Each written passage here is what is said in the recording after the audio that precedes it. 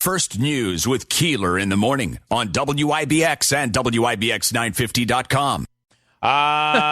Let's see. What else do we have here? I mentioned Scherzer flipping out. How about how do we know this? How do we know? Okay, so they're reporting right now that off the East Coast,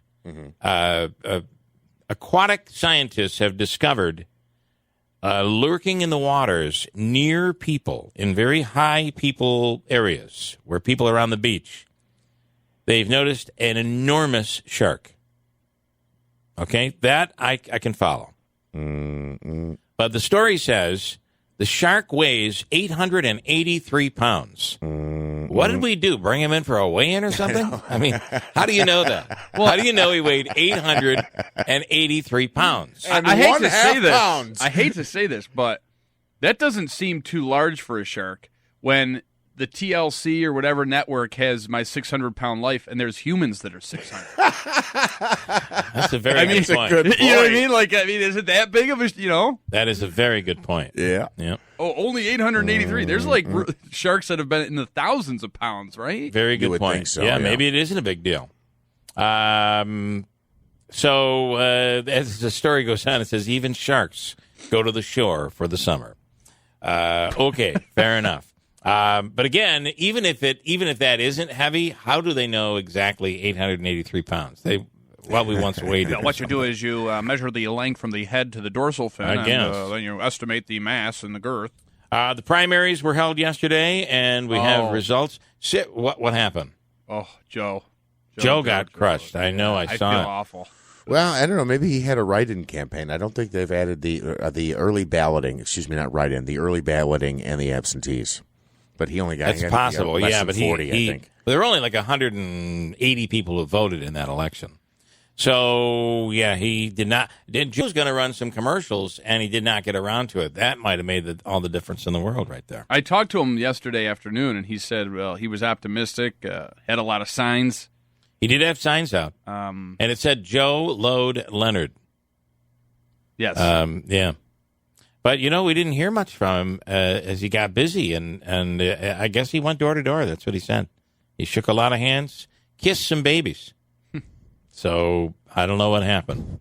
But the primary results are up on our website. You can check it out. Tony is on from Herkimer. Good morning, Tony. What's going on? Oh, good morning. I know who's coming to the Carrier Dome. Who's coming? The Bill Keeler Band. That'd be quite a hoot, wouldn't it? Oh, wouldn't it? Man. Andrew and Jeff. Yeah, we're singing backup. Jeff would be on tambourine. Angelo on the drums. Angelo, yep. He'd be actually determining what record label we'd record on. Trash Can Records. I like it. Trash Can Records. Perfect. You're on, Tony. Okay. Thanks, man. Thanks. You have a great day. You too, buddy. He came up with that quickly. Trash Can Records. That's good. Garbage. Yeah. Let's see. What else do I have here? I'm hearing that the tick explosion is really, really bad this year. They're reporting that more ticks than ever seem to be carrying the disease, the Lyme disease. And can you imagine getting through all of COVID and not getting the virus, and all of a sudden you get Lyme disease? That would be terrible. Yeah. Well, Dave says it's Trump's fault because he's encouraging people to wear high shorts.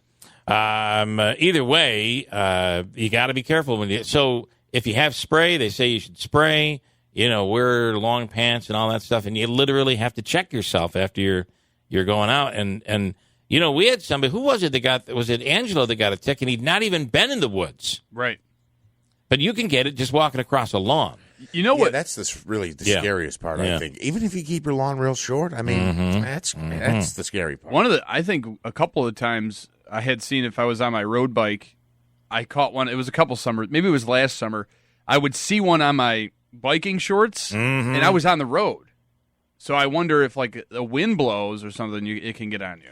You mean it got onto your like on my shorts where I was like? Luckily, it never was able to get to my skin. I was able to see it and swipe it off, but. I don't know how, and people do this all the time. I don't know how people actually see them. I don't think I'd be able to see them. I mean, somebody would be like, "Oh, I got it. Look it right here. I got a tick on me." I would never see it. Yeah, and what I usually do is I'll just run my hand like over my legs, or over my arm type of a thing. Yeah. But if it's in my back or my stomach or someplace else, I feel like I would miss it. Right. A national magazine its Travel and Leisure has listed the best small towns to visit in upstate New York. And let's see if we're Saranac Lake is on the list. Okay. Lake George is on the list. Nah, that's a no-brainer. Utica is on the. Nah, it isn't. Just kidding. Penn Yan is here. I just thought That's where I was over the weekend. Nice. You were in Penn Yan in Yates County. Yeah, that was Utica Lake. Okay, yeah, that's nice. That is pretty nice. And it says on the western side of the Finger Lakes, Penn Yan at the northern tip of Cayuga Lake. Travel and Leisure reports that the main street looks like something out of a fairy tale. This lakeside country town, named for its early Pennsylvania and Yankee settlers, is bursting at the seams with outdoor activity. There's a lot to do. Did you see the windmill and all that, the windmill market? No, we didn't really leave the lake house, but I couldn't believe how nice this place was. Did you see all the $4.60 a night? All the Amish people? A lot of Amish people. Yeah. Yes. For how much a night? $460, and there was like a good amount of people, like 8 people, so it was very inexpensive. Okay, it's a whole house? The whole house. Oh, okay. I was going to say a hotel for $460 upstate's pretty expensive. Yeah. But it was a house, so you could have other people there and everybody chipped in. Yep. Wow, that is two things I just learned there. The Penn Yan, I always wondered what that was. I've been out there a few times because it's wine country, or at least part of it is. Right. Yep. But the Penn Yan, the Pennsylvania Yankee thing, I never even thought of that. I even got That's a what T-shirt. that stands for? Yeah. I even got a T-shirt from the local Tops, Penn Yan, New York. Skinny Atlas in Onondaga County is also on the list. I'm surprised Cooperstown usually makes the list every year. Of course, Saranac Lake is beautiful and a great place to visit in the summertime. But those, according to Travel and Leisure, are just some of the top places in upstate New York for you to visit. So go ahead, go visit. A man in Ohio stole a mail truck, and when police found him, there was a giant TV inside. We have some witnesses here talking about the incident and the police encounter with the accused. Listen to what he thinks he stole. Check out the audio. He saw the mail truck, and I'm like, oh, maybe he's asking that guy for a ride, and he didn't. He got in the truck and drove all the way down there. Why'd you take a mail truck? A U-Haul. I don't think that's a U-Haul. The guy thought it was a U-Haul. I don't know. I've seen mail delivered in a U-Haul these days, but I would never mistake a U-Haul for a mail truck. Yeah, same here. I just actually recently saw, it was almost like a converted type of a truck. It was like a regular pickup, but they had built with wood, basically an enclosure in the back, and I think it was marked one of the parcel delivery type places. Okay. It wasn't Amazon, but it was one of the other ones. Yeah, there's a lot of those. You're getting a lot of deliveries from, and I'm also starting to see the Amazon delivery vehicle. I saw it down my road. My saw it in roommate Clinton. ordered a bunch of stuff the other day. For the first time, I saw it in my neighborhood this weekend. That means that's coming from one of the Amazon locations, soon to be moving into Frankfurt. Right, That's you'll great. see deliveries come out of there, but this has got to be coming out of the Syracuse area or the Albany area. And I saw it in one of the trucks in Clinton, and a woman in the Amazon uniform walking down the road. Drunk driver hit a fire hydrant in Omaha last Saturday and dragged it for several blocks. The sparks ignited gas. The car was leaking, and it looked like the car was leaving behind a trail of fire, almost like Back to the Future. Crazy sight. A doctor in Tampa accidentally removed a man's right testicle when he was supposed to remove the left one. Sorry. That's terrible, right? That's awful. It does happen. I mean, you got to mark those things. You know, they'll literally, if you have to have an arm amputated, they'll mark your arm so that they get the right one. I believe with surgeries now, because I've had a procedure on each of my knees done. Do they mark your knee when they do that? Yeah, they do. The doctor, Axelrod came down. He autographs it, so he knows it's him. Yeah. And he'll ask you 6 times. Is it your left knee, right? It's your left knee. It's not your right knee. Is it this one? He'll touch it. He poked it. He signed it. He had somebody else sign it. They were doing like a little autograph session right on my leg. But you don't want to get that wrong, because that's happened before. Not only the testicle, but people have the wrong limb amputated. Yeah. You can't put that back on. You can't. Once it's gone, I mean, they can try, but It'll never be the same. It's funny. I use that analogy when we're, with a new buyer or a seller when they're signing the contract of whatever it is. I always have the MLS sheet. I said, okay, the reason that we have you initial this because this is the property that you want to put an offer on. And I use that analogy of the doctor amputating the leg, but I didn't even know that they did it for regular surgeries. Oh yeah. Well, you have to. I mean, we know of somebody whose mother I think had the wrong breast removed. That is true. That's terrible. And that was a surgery that had to be done, so they ended up having to do the other one. I'm assuming the same thing would happen with this guy's, what? Terrible. Anonymous customer left a $16,000 tip on a couple of chili dogs, fried pickle chips, and drinks at a New Hampshire restaurant. Here's the owner talking about this $16,000 tip. It was on the credit card statement. They put it down next to the register. And he said for 3 times, don't spend it all in one place. That's what made her flip it over and look. And she's like, oh, my God, are you serious? And he's like, I want you to have it. You guys work hard. He just said that they deserve it. They work very hard. Hard. I couldn't pay attention to what he was saying because I loved his accent so much. He said, you guys work hard. You don't put it all on the credit card and don't spend it all in one place. You know, it's interesting that that in New England, whenever they'll pronounce a word that has an R, like hard, they'll pronounce it hod. But if they're eating the fish, it's cod. Right. C-A-W-D, right? Yes. Cod. Because there's no R. Correct. There's no R. Cod is cod. Hod is hard. It's an interesting one of my good friends from high dialect school. they have over there. He when he met his wife and got engaged and married, he moved to Rhode Island, and he's from here. But now, I mean, he's been living there probably 5 to 6 years now, and he's taken on the New England accent. Yeah, it's interesting. If you live in, like anything else, if you live in Houston, you probably don't have much of a southern drawl. Right. If you live in Providence, you probably don't have that much of a New England accent. But it's when you get out to the outskirts where those accents are almost at times difficult to understand. He lived in Cranston. There you go. Yeah. That's a good spot where there's plenty of accent. Kevin Hart tops the list of the most potty-mouthed celebrities on Twitter. Officials say 954 obscenities in his last 3,000 tweets. Yes, someone actually went through and checked all that stuff out. I find that kind of interesting. And Steven Spielberg reportedly will not let a remake of this movie happen. Not going to happen. I'm going to embarrass myself because you're going to say he didn't even make that movie. But was it the one with Nicholas in the hotel? Universal tried to get him on board last year to do a remake.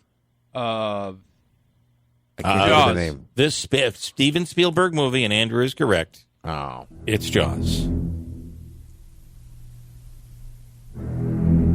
That's all I'm going to play because it's too scary. Just too scary to play.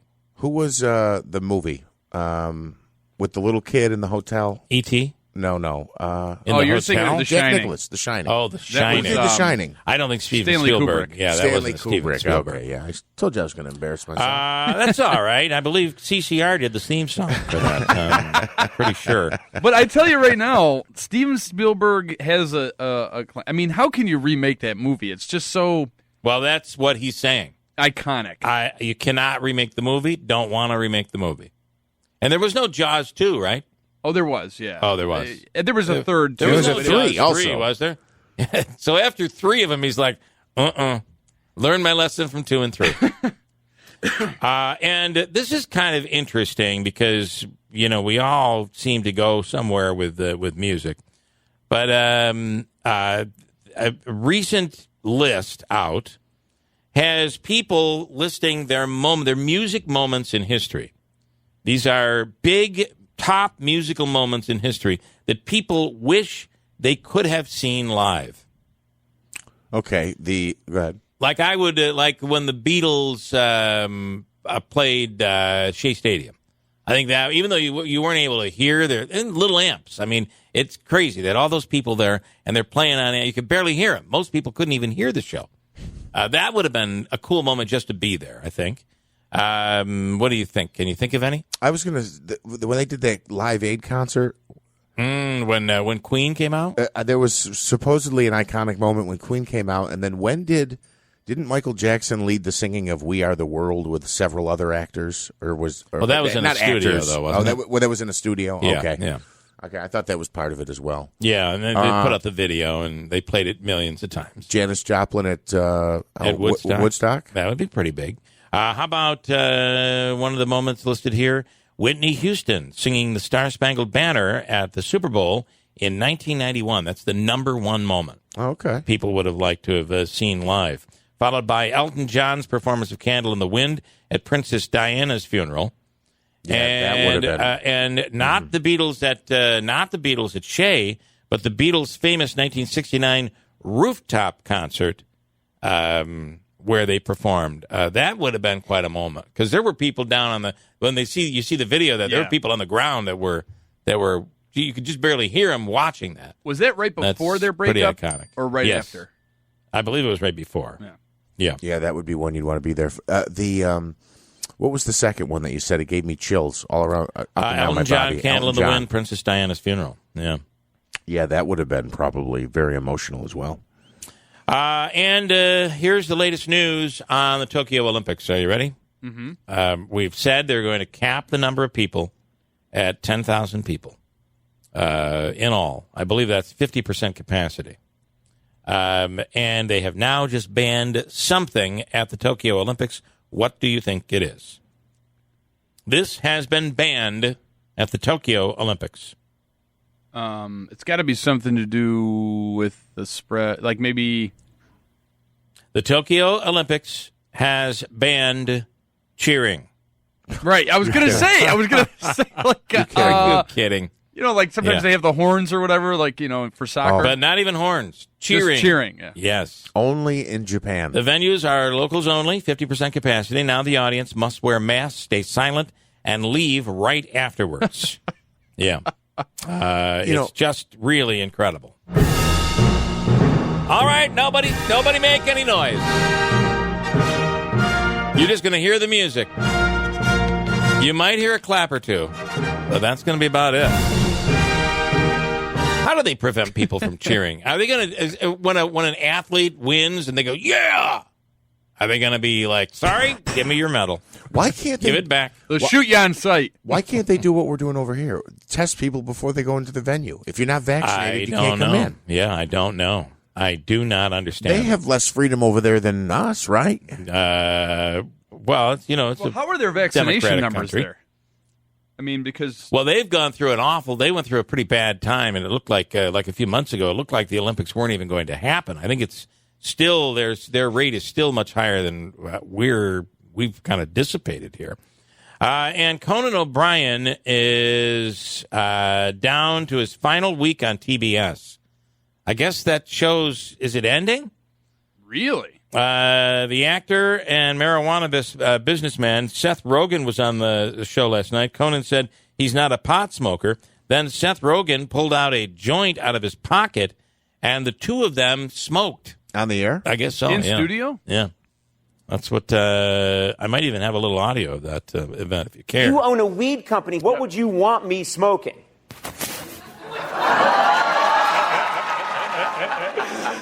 That laugh is such a pot laugh, isn't it? You'll have a really good time. And okay, yeah. Do you have a light? I don't have a light. Seth Rogen was the first guest on Conan's first TBS show 11 years ago. And then he lit up. And the crowd loved it. What just happened? Now, all those people would not be allowed at the Olympics. I forgot I applied for a job at Target. Anyway. Please stop cheering, please. That story of cheering being banned is just the most ridiculous thing in the world. Like, that's going to stop the virus from being transmitted. And you're right. Why not just test people? Why not make people who are vaccinated the only ones that can go? Do something like that. Instead, they're going to ban cheering. It is just stupid. Coming up, GOP to block the Democrats' elections bill. That happened yesterday in the Senate showdown. We'll talk to Rachel Sutherland on that. And our Crime Stoppers Wanted Person of the Week. Oh, yeah. It's happens next hour, along with our free money question of the day from Hobica coming up.